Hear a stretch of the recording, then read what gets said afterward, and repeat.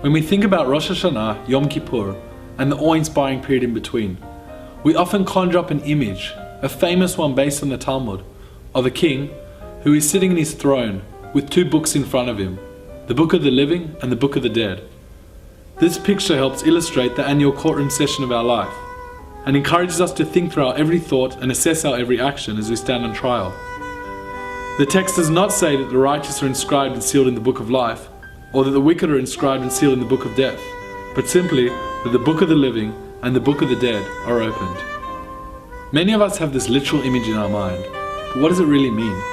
Reb Chaim of Volozhin, the 19th century father of the modern yeshiva movement, explains that these two books are not for one person. Rather, the one book is for those that are living, and the other book is for those that have moved on.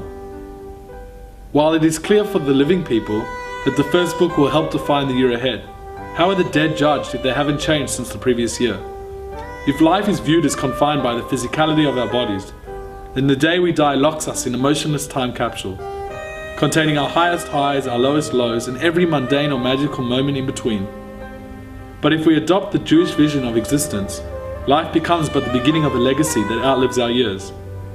For while our actions end when we die, their effects do not, and our lives strengthen the memory of those who preceded us and pave the way for those who will succeed us. This unique judgment affects both groups of people.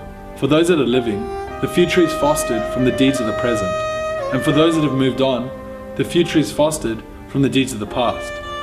Our thoughts, our deeds, and our actions, therefore, ultimately pen words in both of these books. And the sentences we write in the Book of the Living lead to the chapters that will be etched into the Book of the Dead, together forming the lyrics and the melody that represent the masterpiece of our life. For when we remember those that came before us and live in the present, we do so for the future. And if we fill these verses with good deeds, intent and meaning, then the future and the past become blurred in the chorus of the present. All that remains is the instrument of responsibility.